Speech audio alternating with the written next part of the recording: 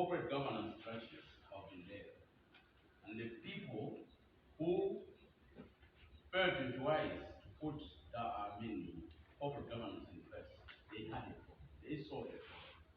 Distinct from other business setups like sole proprietorships, partnerships, a limited company or a corporation has the power of incorporation, what we call.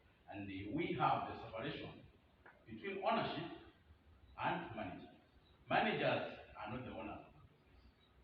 Now, to answer somebody's question, to say, how can we stop this? After all, ADMAC belongs to government, and government is run by politicians. Let me remind you that ADMAC is a limited company incorporated under the Companies Act. The people who hatched that idea, they also saw this very problem we are discussing here. They want to separate the running of ADMAC from all other fringe stakeholders, including politicians. ADMAC belongs to citizens of Malawi, but it was deliberately registered as a limited company under the Companies Act, so that it must benefit from the safeguards that a limited company enjoys from interference. The interference we're talking about, that a politician may remotely be controlling ADMAC. Yes, that's our problem. All the problems, like I listened to the acting general, chief executive officer in parliament saying I was appointed acting chief executive officer after the former one left, but have been threatened in all ways.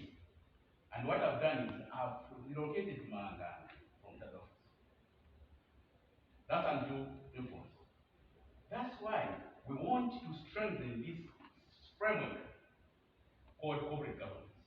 The idea, the genesis of this was to help people work independently, but knowing that a human being is subjected to temptation. To curb this temptation, they created an assurance function.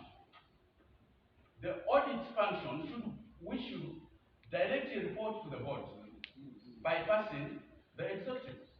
What was the purpose? The purpose is that they should be independent.